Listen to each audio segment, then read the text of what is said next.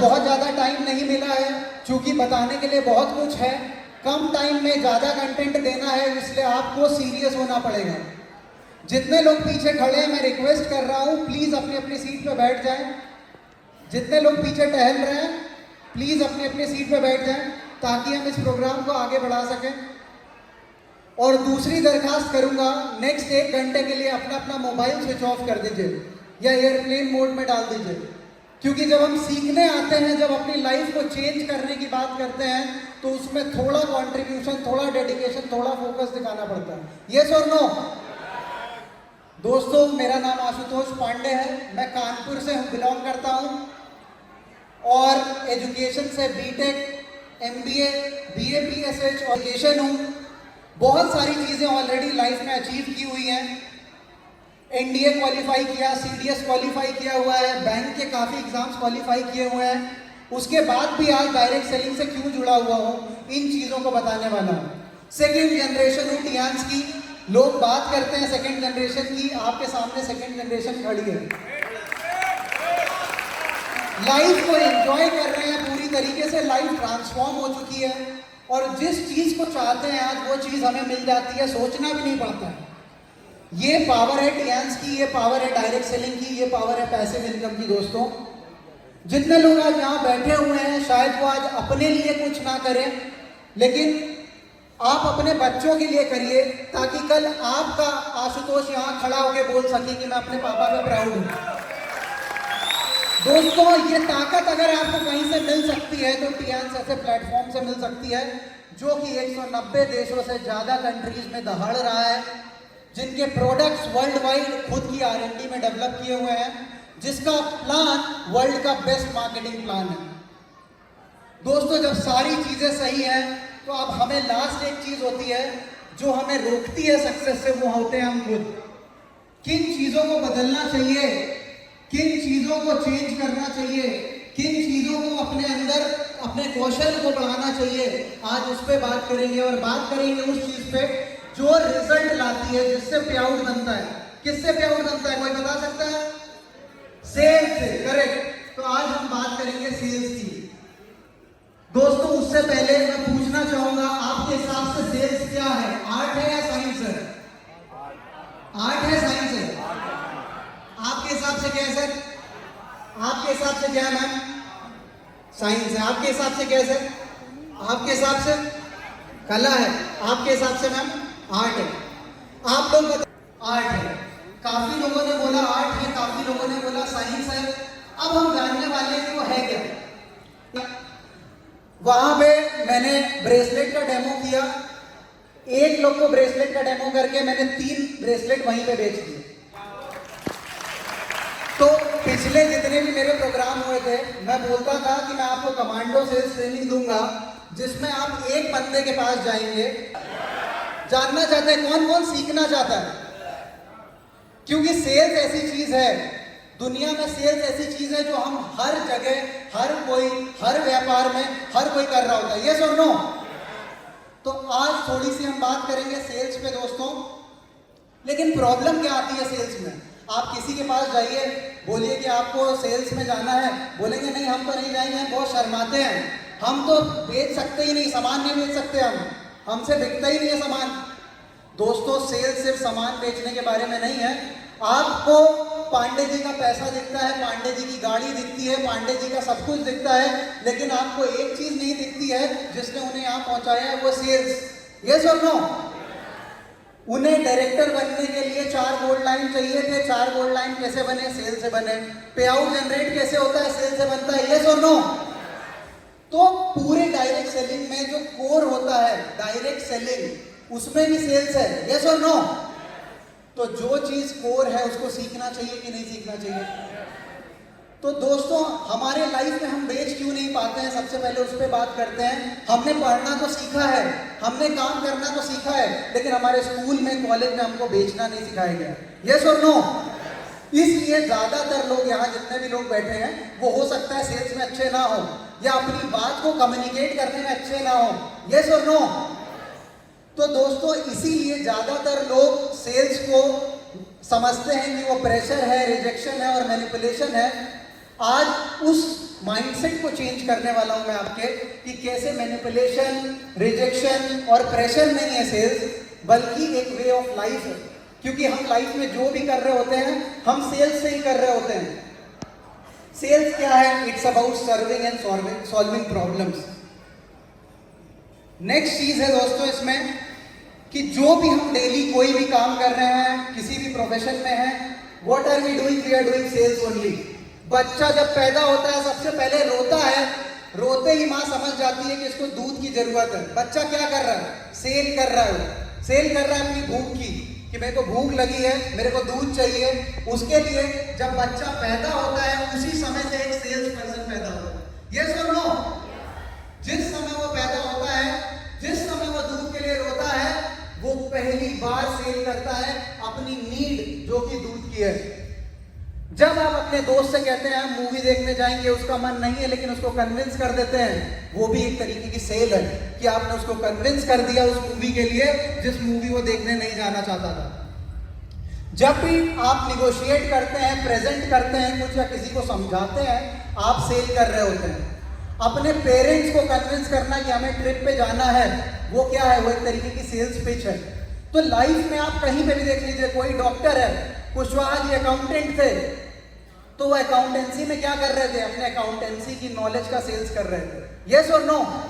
Doctor जो होते हैं, अच्छा डॉक्टर किसे माना जाता है? जिसकी एक्सपर्टीज बहुत अच्छी होती है, ऑपरेशंस में सक्सेस रेशियो बहुत ज्यादा होता है। वो क्या कर रहा है? वो अपनी कला का सेल कर रहा है। और जो डॉक्टर जितना अच्छा सेल कर पाता है, वो डॉक्टर उतना फेमस बन जाता है। यस और नो?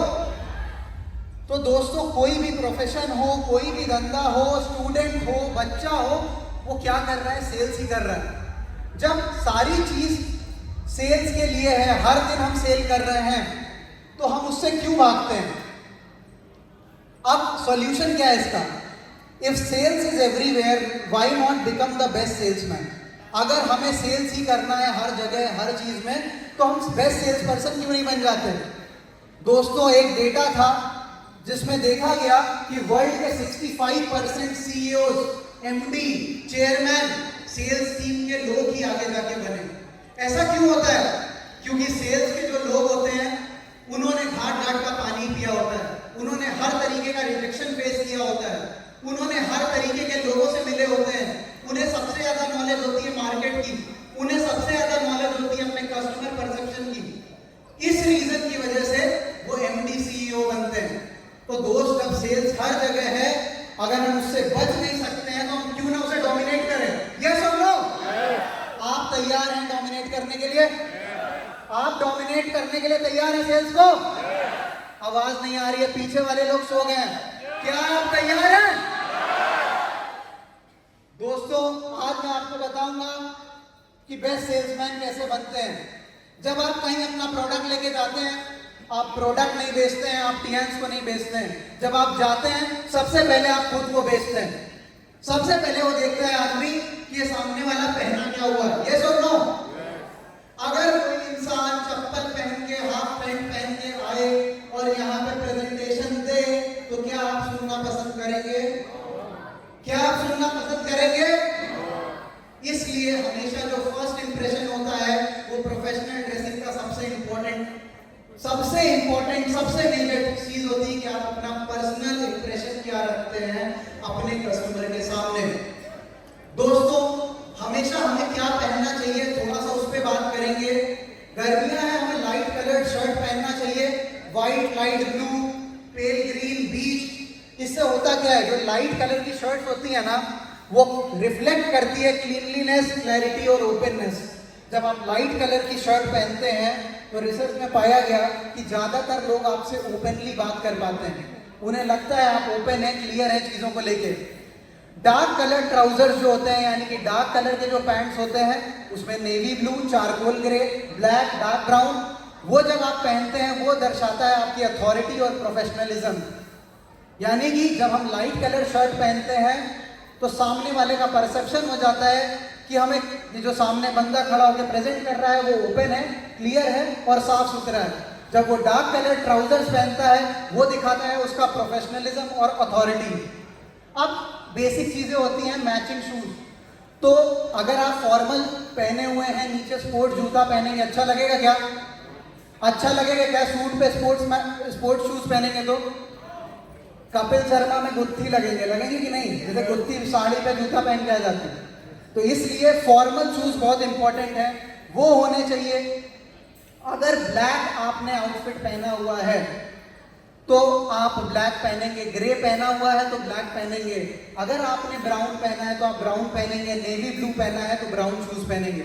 ये सेट एक तरीके का फॉर्मूला मान के चलिए, थंब रूल मान के चलिए। फिर शू कलर्ड सॉक्स या ट्राउजर कलर्ड सॉक्स होने चाहिए। जो मोजे होने चाहिए उनका कलर या तो आपके पैंट से मिलता हुआ होना चाहिए या आपके जूतों से मिलता होना चाहिए। उसके बाद जो शू की लेंथ होनी चाहिए, कई लोग बैठते हैं इतने छोटे सॉक्स पहनते हैं कि वो ऊपर उठ जाता है जब पैंट, तो उनका नीचे पैर दिखने लगता है। तो आपके सॉक्स की लेंथ इतनी होनी चाहिए कि जब आप बैठे अपने कस्टमर के सामने तो आपके पैर ना दिख रहे हैं, आपके सॉक्स दिख रहे हो, आपके पैर ना दिख रहे हो। बक्कल ऐसा होना चाहिए, सिंपल प्लेन बक्कल होना चाहिए। और टाई सबसे इंपॉर्टेंट, मैं देखता हूं कई लोगों की टाई यहीं पे खत्म हो जाती है और कई लोगों की घुटने तक जाती है। जो टाई की एक्चुअल लेंथ होती है दोस्तों, वो आपके बेल्ट पे खत्म होनी चाहिए। यहां से स्टार्ट हो रही है, बेल्ट पे आपकी टाई की लेंथ खत्म होनी चाहिए। वो आइडियल सेटअप होता है जब आप अपने को, आप ये चेंजेस करके देखेंगे, आपका ड्रेसिंग सेंस पूरा चेंज हो जाएगा। आप खुद में देखेंगे कि कितने चेंजेस आ गए हैं, the way how you look. उसके बाद अगर आप दाढ़ी रखते हैं तो वेल ग्रूम्ड रहिए, उसे सेट करके रखिए, वरना क्लीन शेव रखिए। और कई लोग मैं देखता हूं झोला लेके चले जाते हैं, उसमें सामान रख के, वो नहीं करना है। लैपटॉप बैग में हमें अपने सप्लीमेंट्स, डेमो, सारी चीजें प्रोफेशनल उसमें लेके जाना है, ताकि जब फर्स्ट इंप्रेशन हम अपने कस्टमर के सामने दें तो उसे लगे कि कोई प्रोफेशनल बंदा बैठा हुआ है, ये जो आया हुआ है ये एक ऐसी कंपनी को रिप्रेजेंट कर रहा है जो कि 190 देशों में है, कई हजार करोड़ का टर्नओवर कर रही है और ग्लोबल प्रोडक्ट्स ये लेके आए हुए हैं। हम धनिया मिर्चा तो बेच नहीं रहे कि हम कुछ भी पहन के चले जाएंगे बेचने। हम इनोवेशन बेच रहे हैं हेल्थ केयर में, उसे एक्सप्लेन करने के लिए, उसे बताने के लिए how we look that matters the most. कोई कंपनी नहीं खरीदेगा, कोई प्रोडक्ट नहीं खरीदेगा, सबसे पहले वो आपको खरीदेगा। ये आपको रियलाइज करना है।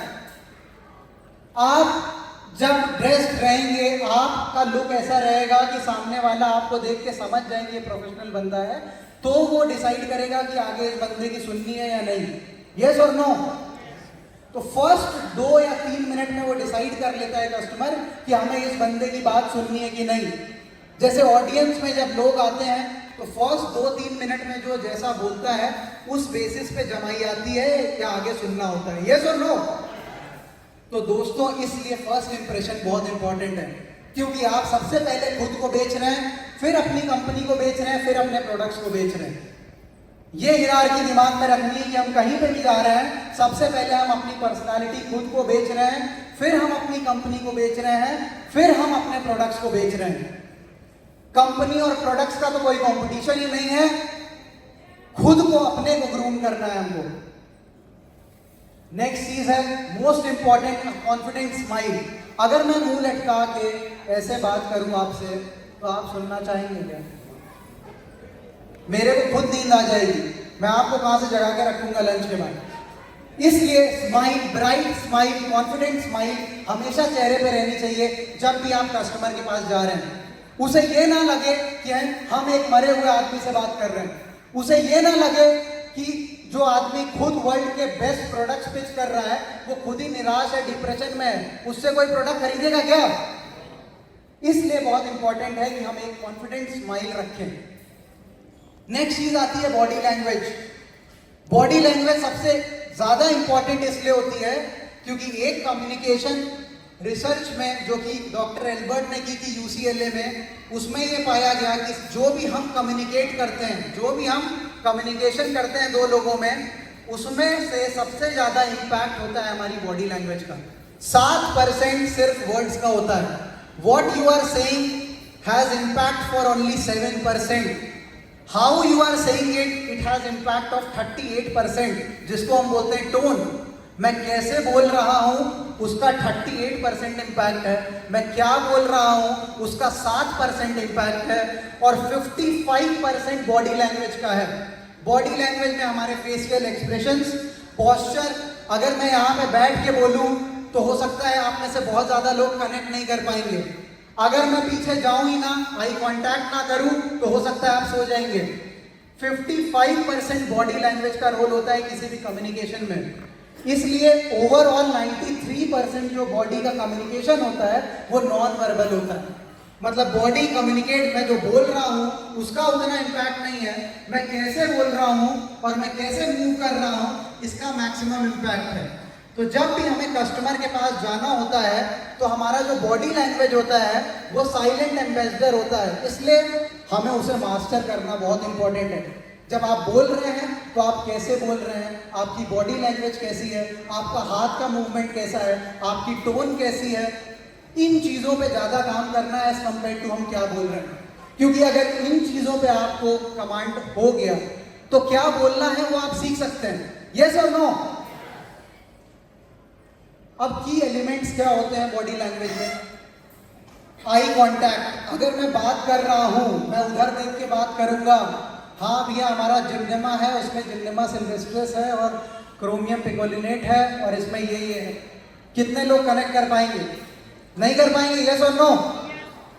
इसलिए सबसे इंपॉर्टेंट होता है हमारा आई कांटेक्ट। उससे क्या होता है, कस्टमर से हमारा कॉन्फिडेंस और ट्रस्ट बिल्ड होता है। हमारा कॉन्फिडेंस और ट्रस्ट बिल्ड होता है कस्टमर से जिसके पास हम प्रोडक्ट लेके गए हुए हैं। जब हम हैंडशेक करते हैं, अगर ऐसे हैंडशेक करेंगे तो समझ जाएगा कोई ढीला आदमी है। आपका हैंडशेक इतना फर्म होना चाहिए, इतना फर्म होना चाहिए कि आपकी पावर और आप जो बताने वाले हैं उस हैंडशेक से उसे पता चल जाए। पोस्चर हमेशा स्ट्रेट और बैलेंस रहना चाहिए, झुक के नहीं चलना है, जाना है बैठना है तो भी सीधे बैठना है, स्लाउच नहीं करना है।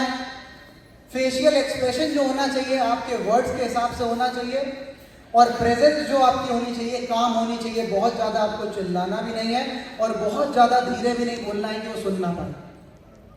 और ये इंपॉर्टेंट क्यों है सेल्स में? बॉडी लैंग्वेज इंपॉर्टेंट इसलिए है क्योंकि आपको अपनी रैपो बनानी होती है। जिसके पास भी आप प्रोडक्ट लेके जाते हैं वो आपको क्यों ट्रस्ट करेगा, कैसे ट्रस्ट करेगा, वो डिपेंड करता है आप अपनी बॉडी लैंग्वेज कैसे रखते हैं। वो कन्वे करता है कि आपका कॉन्फिडेंस कितना है जब आप प्रेजेंट करने जा रहे हैं किसी चीज को। आप खुद कॉन्फिडेंट हैं उस प्रोडक्ट को लेके कि नहीं? आप खुद उस चीज को समझ पा रहे हैं या नहीं? और आपकी क्रेडिबिलिटी और अथॉरिटी को दिखाता है कि आप क्रेडिबल हैं या नहीं, आप सही चीज बता रहे हैं या नहीं। ये सारी चीजें बहुत इंपॉर्टेंट हैं आपका ट्रस्ट बिल्ड करने के लिए, रेपो बिल्ड करने के लिए और ऑब्जेक्शन हैंडलिंग में।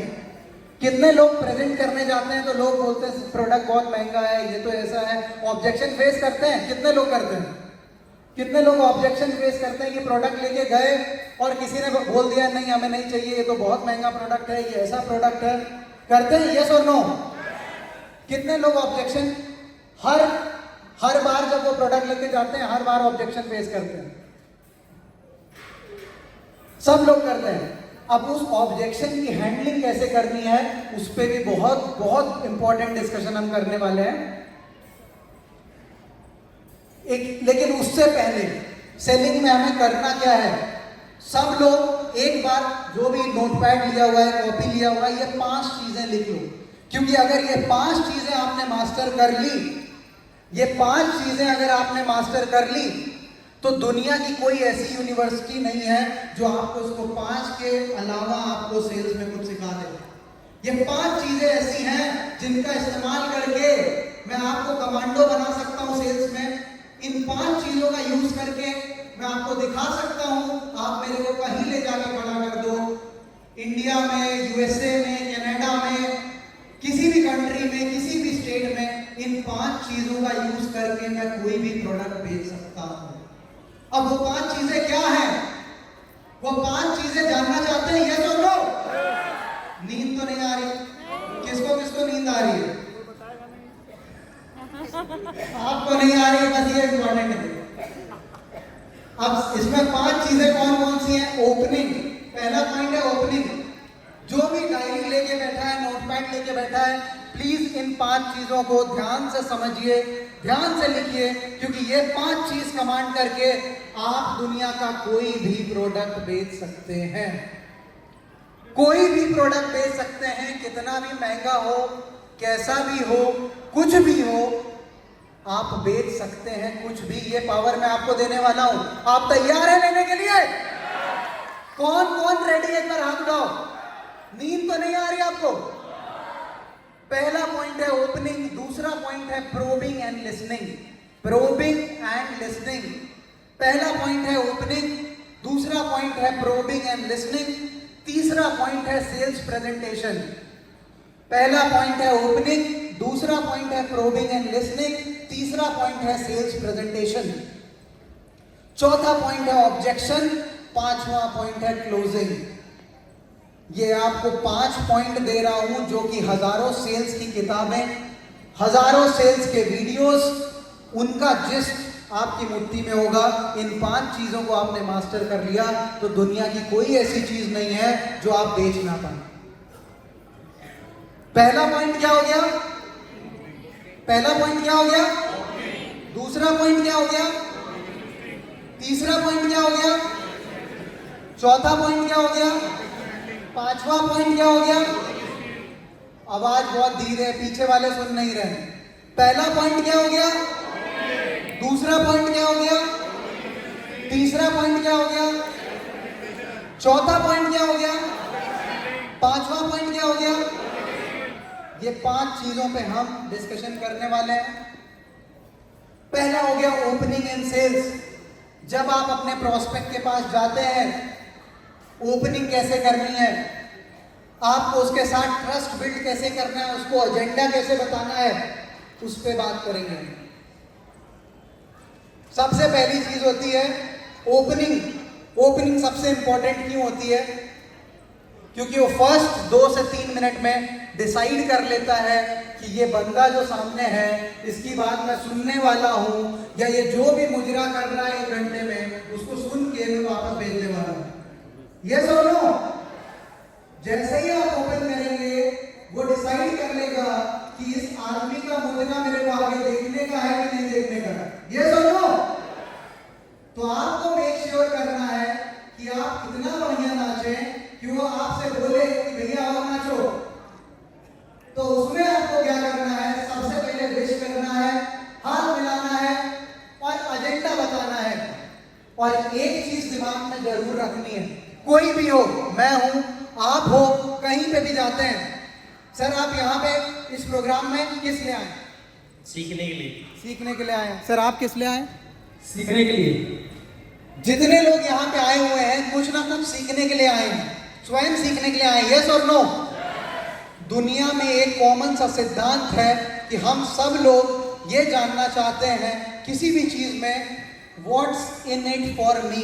कहीं पे भी जाते हैं, एक चीज याद रखना, कोई भी इंसान हो, बेसिक ह्यूमन बिहेवियर है, वो ये जानना चाहता है व्हाट्स इन इट फॉर मी, यानी कि इसमें मेरे लिए क्या है। आप जा रहे हैं टियांची लेके, आपने बता दिया भैया टियांची में ये है, ब्ला ब्ला ब्ला ब्ला, पांडे जी के पास कार है, पांडे जी इतना पैसा कमा रहे हैं, कुशवाहा जी के साथ है, इतना ये, वो नहीं सुनेगा, उसको कोई मतलब नहीं है। उसको क्या जानना है, तुम मेरी मदद कर सकते हो कि नहीं, कैसे कर सकते हो, व्हाट्स इन इट फॉर मी।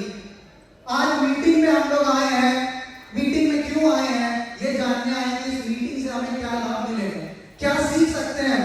ये दोनों, तो हम सारे लोग इतने खुदगर्ज और बाय डिफॉल्ट ह्यूमन नेचर होता है कि हम कहीं पे भी जाते हैं तो एक चीज दिमाग में लेके जाते हैं, what's in it for me, WIIFM। आपको अगर ये क्लियर हो गया और आप ये बताने में सक्षम हो गए कि what's in it for me to your prospect, you will be successful. अब उसके दिमाग में क्या है कि मेरे को इसका डांस क्यों देखने का है, ये डांस करने आया मेरे सामने, मैं क्यों इसका डांस देखूं, मैं क्यों सुनूं इसको, मैं अपना 15 मिनट 20 मिनट आधा घंटा क्यों वेस्ट करूं। आपको रीजन देना है, why should I listen to you, how will this benefit me. अगर आप जो डेमो दे रहे हो, आप प्रेजेंटेशन दे रहे हो, आप प्लान दे रहे हो, आप दुनिया भर की बातें बता दो कि कंपनी में इतना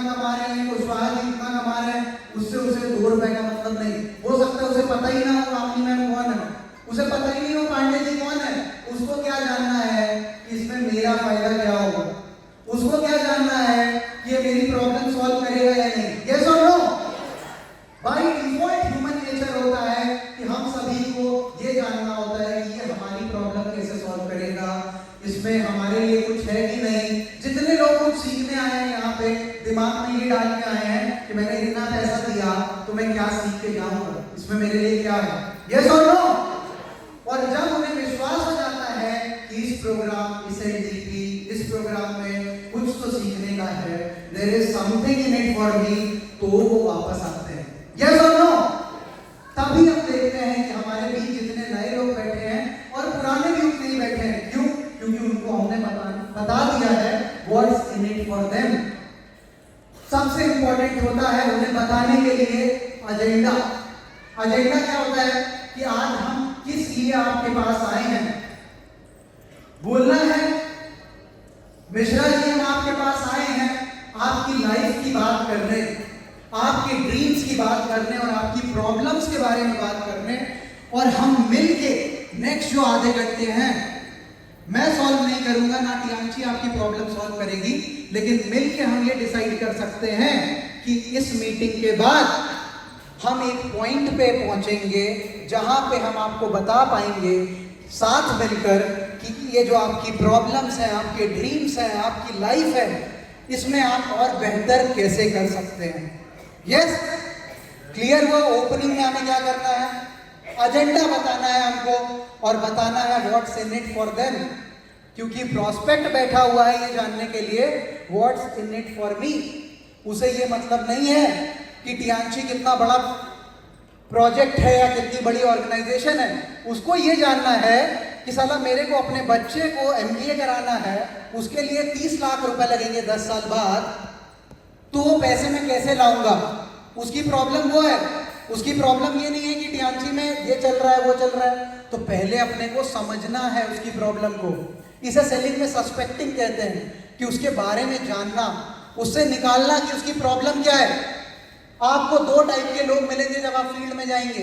एक जिनके पास हेल्थ की प्रॉब्लम है, पैसे की प्रॉब्लम नहीं है। दूसरे जिनके पास पैसे की प्रॉब्लम है, हेल्थ की प्रॉब्लम नहीं है। और कुछ ऐसे भी मिलेंगे जिनके पास हेल्थ की भी प्रॉब्लम है और पैसे की भी। इन 3 टाइप के लोग हैं जो, वो तीनों टाइप के लोग अपने काम के हैं। यस और नो? तो आपको सस्पेक्ट करना है कि उनकी प्रॉब्लम क्या है। वो आ गया आपका एजेंडा में। अब आपको करना क्या है, क्या नहीं करना है, dos and don'ts. Dos and don'ts of opening में है, जब आप अपॉइंटमेंट ले रहे हैं, किसी से भी अपॉइंटमेंट लीजिए, तुरंत अपॉइंटमेंट लीजिए, be prompt for the appointment, और अपॉइंटमेंट उनके हिसाब से लीजिए। खुद मत बताइए कि हम इतने तारीख को इस समय आप क्या आ जाएंगे। उनसे पूछिए, सर मैडम आप कब फ्री हैं, मैं आपके साथ कुछ डिस्कशन करना चाहता था। आप अपना फ्री टाइम बताइए जिस समय आप 20 या 30 मिनट के लिए फ्री हो। जब जाइए तो एक फर्म हैंडशेक और विश करिए, स्माइल लेके जाइए, कि उन्हें भी ऐसा लगे कि आप उनके पास कोई अच्छी अपॉर्चुनिटी लेके आए हैं। Find something to praise. Human nature होता है, हर किसी को तारीफ चाहिए होती है। यस और नो? अगर तारीफ नहीं चाहिए होती तो इतने कपड़े नहीं बनते, तारीफ नहीं चाहिए होती तो इतने गहने नहीं बनते। यस और नो? तो ह्यूमन नेचर होता है कि जब भी आप किसी के पास जाते हैं, उसकी कोई एक अच्छी चीज जो कि जेन्युइनली अच्छी है, उसकी तारीफ करिए। आप मिश्रा जी के घर में गए, आपने पेंटिंग देखी, आपने बोला मिश्रा जी आपके घर की ये पेंटिंग तो बहुत अच्छी लग रही है, या आपने कहाँ से ली? तो उन्होंने बताया हमने खुद ही पेंट की हुई है। अच्छा, आप पेंट भी कर लेते हैं, जबरदस्त सर, ये तो गजब की आर्ट है आप में। आपने जैसे ही प्रेस किया, उनके दिल में, मन में लड्डू फूटा। यस और नो? उन्हें समझ में आ गया कि ये बंदा तो भाई हमारी तारीफ कर रहा है और सही तारीफ कर रहा है। वो समझ में आने के बाद make the prospect feel important. उसको ये बताना है कि आप इंपॉर्टेंट हो, हम इंपॉर्टेंट नहीं है। अभी हमारी वैल्यू 0 है। क्यों? क्योंकि हम प्रोस्पेक्ट के पास आए हैं। आपने अपना कीमती समय निकाल कर हमको दिया, इसके लिए बहुत बहुत धन्यवाद आपका। हम जानते हैं आप बहुत बिजी रहते हैं, लेकिन इसमें से आपने 30 मिनट हमको दिए। मैं आपको विश्वास दिलाता हूँ ये 30 मिनट आपके ज़ाया नहीं जाएंगे, और हो सकता है इस 30 मिनट में मैं आपको कुछ ऐसा दे के जाऊँ कि आपकी ज़िंदगी बदल जाए। क्या आप सुनना चाहेंगे? फिर जब भी आप बात कर रहे हैं अपने पोस्चर को और आई कांटेक्ट को, बॉडी लैंग्वेज को बहुत फर्म रखना है, एंथुजियास्टिक रखना है, ताकि सामने वाले को ये फील हो कि आप ऐसी अपॉर्चुनिटी लेके आए हैं जो आप भी एंजॉय कर रहे हैं। अगर आप डल जाएंगे तो कहेगा ये खुद ही एंजॉय नहीं कर पा रहे हैं इस चीज़ को और हमारे पास ये लेके आए हैं। तो वो एनर्जी दिखनी चाहिए आपको जब आप प्रॉस्पेक्ट के पास जा रहे हैं। और हमारे कार्डिनल रूल्स में भी है कि हमें पॉलिटिक्स के बारे में, बाकी फालतू बारे में, इन सब चीज़ों से डिस्कस नहीं करना है। और जब भी जाएं प्रॉस्पेक्ट का नेम हमेशा याद रखना है, क्योंकि जब आप बुलाएंगे उसको, जब भी आपको किसी का कोई भी नाम है, रमेश है, मुकेश है, अगर उसको उसके नाम से बुलाएंगे तो ऑटोमेटिकली उसके दिमाग में एक छवि बन जाती है। यस और नो, कनेक्ट कर पाता है तुरंत। अगर आपने उसको उसके नाम से बुलाया तो समझ जाता है कि हाँ इस बंदे को मेरा नाम याद है। अगर किसी से एक बार मिले आप, दोबारा आप उसके पास गए, उसको उसके नाम से आपने ग्रीट किया, तो वो समझ जाता है कि ये बंदे के दिमाग में मेरा नाम रहा, इसका मतलब कि मैंने कुछ छवि उसके दिल में छोड़ी हो। यस, वो बहुत इंपॉर्टेंट है। इम्पेशंस नहीं दिखाना है कि हम गए प्रोडक्ट तुरंत, भैया प्रोडक्ट ले लो, प्रोडक्ट ले लो, प्रोडक्ट ले लो। प्रोडक्ट हमें नहीं बेचना है। अभी हम प्रॉस्पेक्ट के पास आए हैं, उसका दुख दर्द सुनने आए हैं। अब सेल होती कब है? सेल होती कब है? सेल, अगर ये चीजें इनमें से एक भी चीज नहीं है तो सेल नहीं होगी। सेल कब होगी? जब सेलर के पास एक बायर है, एक प्रोडक्ट है और एक जगह है जहां पे वो ट्रांजैक्शन हो सकता है, और बायर के पास पैसा है, अथॉरिटी टू टेक डिसीजन है, उस चीज की जरूरत है, और एक सेलर है जो उस प्रोडक्ट को दे सकता है। अगर इसमें से एक भी चीज नहीं है तो आपकी सेल आप नहीं निकाल सकते। अब मिश्रा जी के पास पैसा है, लेकिन मेरे को किसी ने बताया कि मिश्रा जी बिना अपनी बीवी से पूछे कोई काम नहीं करते। उन्होंने बोला मिश्रा जी अगर टॉयलेट नहीं कर रहे होंगे और बीवी ने बोल दिया रुक जाओ, तो बीच में रुक जाएंगे। अब उसके पास अगर आप मिश्रा जी को बैठा के समझाएंगे तो मिश्रा जी के पास पैसे तो हैं, लेकिन मिश्रा जी के पास अथॉरिटी नहीं है उस डिसीजन को लेने की। तो आप बोलेंगे मिश्रा जी, मैं ये 30 मिनट का जो डिस्कशन होने वाला है, मैं चाहूंगा कि आप मिसेस मिश्रा जी को भी साथ में बैठाएं, वो भी इस चीज को समझ पाए कि हम क्या अपॉर्चुनिटी लेके आए हैं और क्या प्रॉब्लम सॉल्व कर रहे हैं। आपने क्या किया? आपके पास पैसा मिश्रा जी के पास था, authority to take decision Mrs Mishra के पास था। आपने दोनों लोगों को एक प्लेटफॉर्म पे ले आए। अब तीसरी चीज है नीड। अब आपको उन्हें समझाना है कि उस चीज की उन्हें कैसे जरूरत है। अब आपको पता चल गया कि मिश्रा जी के पास पैसा भी है और मिश्रा जी के पास अब अथॉरिटी टू टेक डिसीजन भी है। अब जरूरत की बात करनी है तो आपको समझाना है कि उन्हें पैड की जरूरत क्यों है, या ब्रेसलेट की जरूरत क्यों है, या बीसीएम की जरूरत क्यों है। 3 चीजें हो गई। पहली चीज हो गई मनी। पहले आपको पता करना है कि इनके पास पैसा है कि नहीं, अथॉरिटी टू टेक डिसीजन है कि नहीं, उस चीज की जरूरत है कि नहीं, और एक सेलर जो कि आप हैं अपने प्रॉस्पेक्ट के पास गए हैं उस प्रोडक्ट को लेके जो कि उसकी नीड्स को मीट कर पाए। ये 4 चीजें जब बायर के पास होंगी और 3 चीजें जब सेलर के पास होंगी तब एक सेल होती है। अगर इसमें से एक भी चीज नहीं है, अगर मिसेस मिश्रा उस दिन नहीं है तो मिश्रा जी आपको वापस भेज देंगे। बोलेंगे पांडे जी आप आ तो गए हैं, लेकिन अब हम आपको थोड़ा सोच के बताएंगे। अब वो सोचना क्या है? वो सोचना ये है कि जब मिसेस मिश्रा आएंगी तो उनसे पूछना है यस और नो। इसलिए बहुत इंपॉर्टेंट है कि इन 4 चीजों को आप एक साथ लेके जब चलेंगे तब आप देखेंगे कि आपकी सेल्स हो रही है। अब एज अ लीडर जब आप जाते हैं, एज अ लीडर जब आप प्रॉस्पेक्ट के पास जाते हैं तो 4 चीजें बहुत इंपॉर्टेंट होती हैं। उनमें से 3 ये मोस्ट इंपॉर्टेंट चीजें हैं। एक नॉलेज, एक एटीट्यूड, एक स्किल्स, और लास्ट होती है हैबिट्स। इसे बोलते हैं कैश, एक्रोनिम में KASH, कैश। जिसने इस कैश पे मास्टरी कर ली उसके पास कैश रुकेगा नहीं। अब ये 4 कैश क्या होता है? K होता है हमारा नॉलेज। किस चीज की नॉलेज? नॉलेज जिस कंपनी को आप प्रमोट कर रहे हैं। TNs की नॉलेज आपको कंपनी के बारे में कितना पता है? आपको पता है कि नहीं 190 देशों से ज़्यादा में हमारी कंपनी काम कर रही है? आपको मालूम है कि नहीं हमारी कंपनी इकलौती कंपनी है जो खुद R&D करती है प्रोडक्ट्स की, और जिस कंपनी में 24/7 ह्यूमन बॉडी पे रिसर्च चलता रहता है? आपको कंपनी के बारे में पता है कि नहीं कि वर्ल्ड में और डायरेक्ट सेलिंग में इकलौती ऐसी कंपनी है जो खुद के प्रोडक्ट अपनी मैन्युफैक्चरिंग यूनिट में बनाती है? आपको पता है कि नहीं जितना टर्नओवर होता है कंपनियों का उससे ज्यादा डोनेशन कर देती है DIG? जब आपको ये सब पता होगा, इस चीज की नॉलेज होगी, तब आप चिंटू चूरन कंपनियों को उड़ा सकते हैं। यस और नो?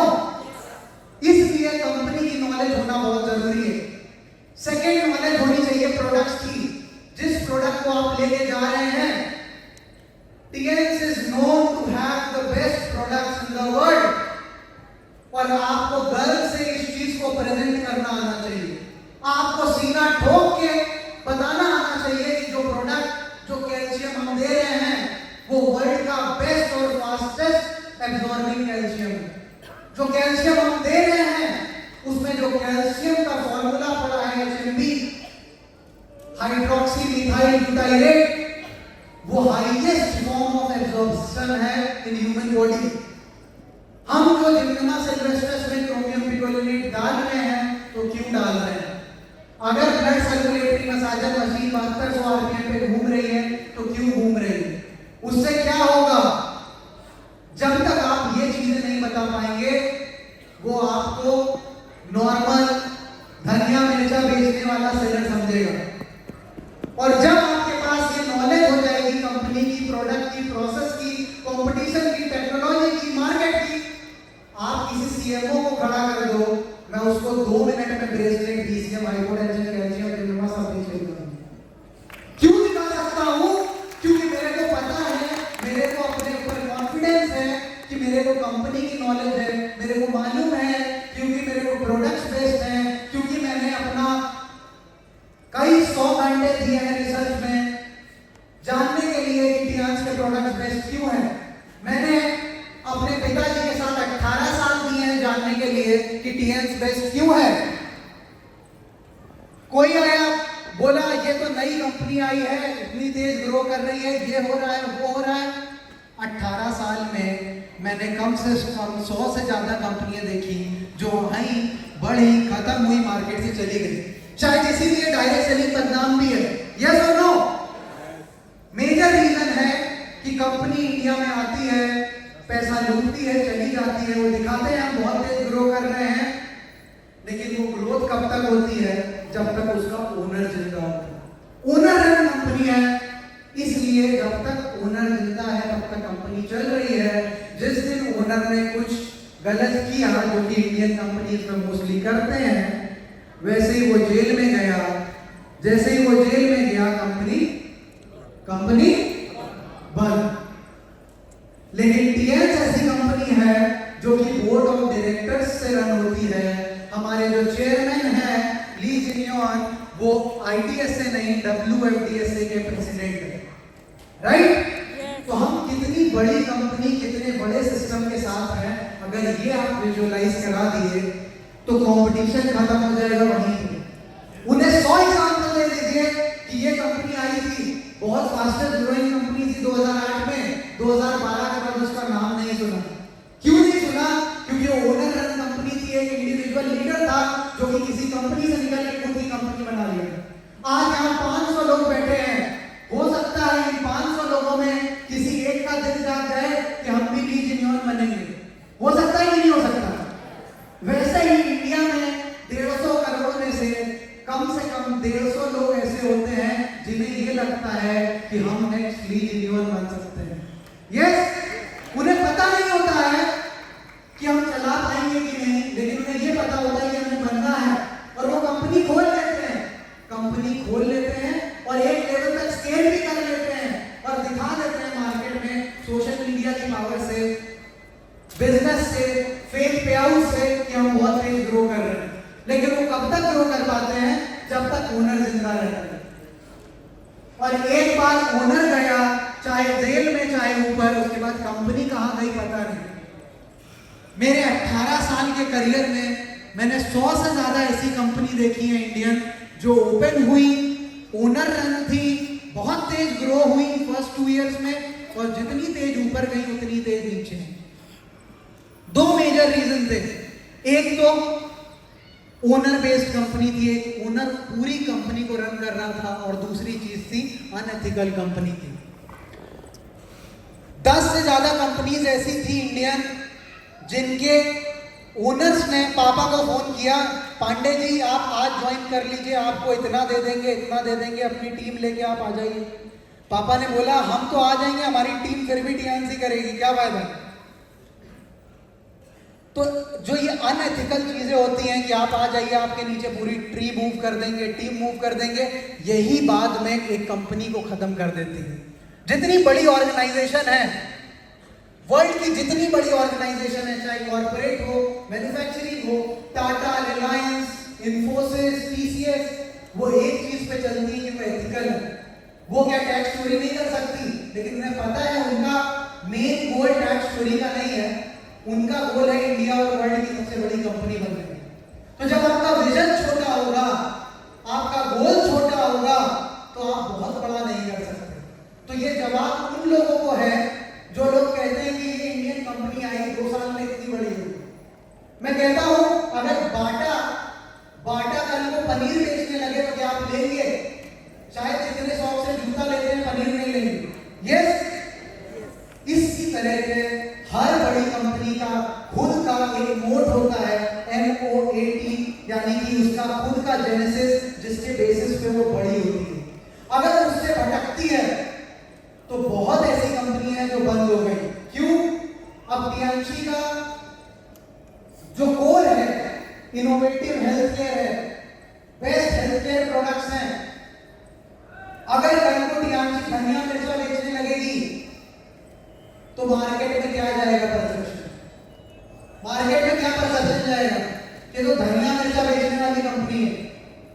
तब क्या आप जाके एक सीएमओ के सामने बैठ के डीसीएम और एक्चुअलाइज का डेमो दे पाओगे? क्यों? क्योंकि आपने उसके मोड को खत्म कर दिया। एक लोग बोलते हैं ये कंपनी है डायरेक्ट सेलिंग, उसमें 500 प्रोडक्ट हैं। मैंने बोला अच्छा, बोले हाँ उसमें 500 है और इस महीने 600 होने वाले हैं। मैंने कहा 1 साल की कंपनी है, मैन्युफैक्चरिंग करा के थर्ड क्लास प्रोडक्ट को लेबल करके ट्रिपल प्राइस में बेच रही है। तो आप अगर थर्ड पार्टी लेबलिंग करा के आपको प्रोडक्ट बेचने हैं, आप कल अपनी कंपनी खोलो, कल 1000 प्रोडक्ट उसमें डाल दो। जब कोविड आया तो बहुत सारी डायरेक्ट सेलिंग कंपनीज ऐसी थी इंडियन जो पता चल रहा है सैनिटाइजर बेच रही हैं, पता चल रहा है मास्क बेच रहे हैं। अब मास्क जिसको पता है वो N95 3M का मास्क लेगा 90 रुपए का, कि कपड़े का 150 रुपए का सड़ा हुआ मास्क लेगा जो कि third party manufacturer. Direct selling में कोई भी प्रोडक्ट तब बिकता है जब आप डिफरेंशिएट कर पाओ उसको मार्केट से, वरना लोग क्यों लेंगे? अगर मैं धनिया लेके जा रहा हूं, मैं ये नहीं बता पाऊंगा कि ये धनिया अलग क्यों है, तो कोई अपनी गोल्डी की, अपनी नवरत्न की, जो भी धनिया यूज कर रहा है उससे क्यों स्विच करेगा। लेकिन most of the Indian company अपना टर्नओवर बढ़ाती है सिर्फ थर्ड क्लास प्रोडक्ट डाल के, लेकिन उससे प्रॉब्लम क्या होती है कि उनका जो सेकेंड टाइम सेल होती है वो खत्म हो जाती है। इसलिए नॉलेज होना बहुत इंपॉर्टेंट है, मार्केट की, टेक्नोलॉजी की, कंपटीशन की, प्रोसेस की, प्रोडक्ट की और कंपनी की।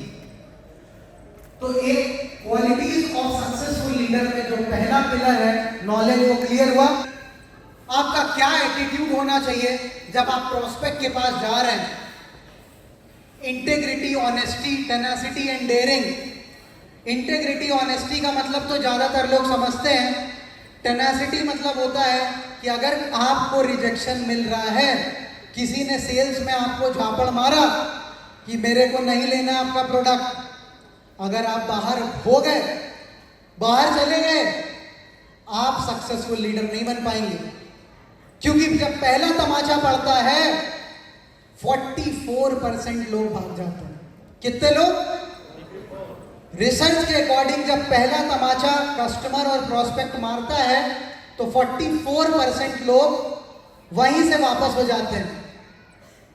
उसके बाद दोबारा ट्राई करते हैं, जब दूसरा तमाचा पड़ता है तो बचे हुए में से 26% वो भी गिव अप कर देते हैं। जब तीसरा तमाचा पड़ता है तो बचे हुए में से बाकी के 92% लोग बाहर हो जाते हैं, लास्ट में बचते हैं 8%। ये जो 8% लोग होते हैं, इन्होंने घाट घाट का पानी पिया होता है और सेल्स में मास्टरी होती है। इनको पता होता है कि साला मेरे को पहला तमाचा पड़ा, वो कुछ नहीं हुआ, खड़ा हो गया। दूसरा तमाचा पड़ा, फिर से खड़ा हो गया। तीसरा तमाचा पड़ा, फिर से खड़ा हो गया। और चौथे में क्लोजिंग करके प्रोडक्ट देके सक्सेसफुली वापस आ जाते हैं। ये होती है टेनेसिटी और डेयरिंग। तो आपको नॉलेज हो गई एक बार कंपनी की, प्रोडक्ट की, प्रोसेस की, कंपटीशन की, टेक्नोलॉजी की, मार्केट की। उसके बाद आपने अपना एटीट्यूड बिल्ड कर लिया, integrity, honesty, tenacity and daring. उसके बाद हमारी स्किल्स आती है।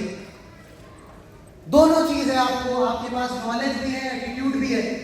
लेकिन अगर आप कस्टमर को प्रोडक्ट दिखा नहीं पाएंगे, कस्टमर को प्लान दिखा नहीं पाएंगे, तो क्या बोलेगा? क्या बोलेगा? तो इसलिए सबसे इंपॉर्टेंट स्किल जो होती है वो सेल्स की स्किल होती है। और सेल्स की स्किल सिर्फ DMs में आपकी मदद नहीं करने वाली। आप कोई इंटरव्यू देने जाते हैं, आप खुद को बेचते हैं। यस और नो? मैं कैसे डिफरेंट हूँ बाकी कैंडिडेट से, मैं कैसे बाकियों से बेहतर हूँ, प्रूव करते हैं कि नहीं करते? वैसे ही यहाँ अपने प्रोडक्ट्स को लेके हमें ये प्रूव करना होता है कि हमारा प्रोडक्ट, हमारी कंपनी बेस्ट कैसे है। सेकेंड स्किल होती है कम्युनिकेशन की। और ये सारी ऐसी स्किल है जो कोई सीख के नहीं आता। मैंने पहला क्वेश्चन किया था, सेल्स आर्ट है या साइंस है? मैंने क्या किया था? सेल्स आर्ट है या साइंस है? अब आप बताइए, सेल्स आर्ट है या साइंस है? सेल्स आर्ट है या साइंस है? सेल्स आर्ट है या साइंस है? सेल्स आर्ट है या साइंस है? दोस्तों, सेल्स आर्टिस्टिक साइंस है। साइंस इसलिए है क्योंकि हम सेट प्रोसेस लगा के, सेट फॉर्मूले लगा के, उन चीजों को सीख के, अपनी कला दिखा के, क्लोज करके, प्रोडक्ट दे के हम आ सकते हैं। इसलिए आर्टिस्टिक साइंस है। इसमें आर्ट भी है और साइंस भी है। साइंस इसलिए है क्योंकि हम सेट फॉर्मूले सीख के, सेट स्किल सीख के, सेट रूल समझ के और अपनी कला दिखा के प्रोडक्ट्स बेच सकते हैं। यस और नो? तो दोस्तों, नेक्स्ट इंपॉर्टेंट चीज है लिसनिंग।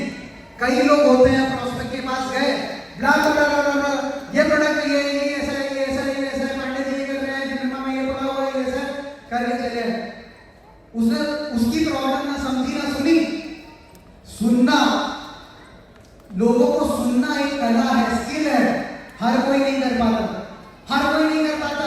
आप सुनते होंगे, लाइफ में मिलते होंगे लोगों से जो आपके बोलने से पहले आपको काट के बोलने लगते हैं। यस और नो? आपको बोलने ही नहीं देते हैं, सुने ही नहीं।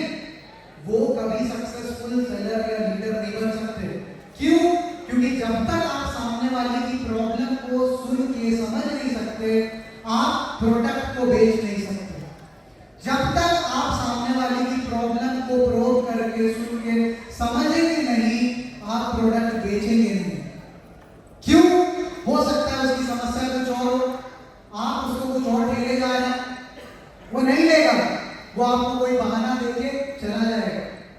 एक इंपॉर्टेंट चीज आपको याद रखनी है, जब भी आप कोई भी प्रोडक्ट लेके कहीं पे भी जाते हैं, एक इंपॉर्टेंट चीज, और मैं चाहूंगा कि आप मेरे साथ उस चीज को दोहराएं। मैं आपको पहले बताता हूं वो चीज क्या है। आपकी प्रोडक्ट को बेचने की चाहत बायर की प्रोडक्ट को ना लेने की चाहत से ज्यादा होनी चाहिए। आपकी प्रोडक्ट बेचने की चाहत बायर की प्रोडक्ट लेने की चाहत से ज्यादा होनी चाहिए। जब ये कम होगी, अगर बेचने वाले की प्रोडक्ट ना लेने की उसकी चाहत बायर की ज्यादा है, देख सकते हैं।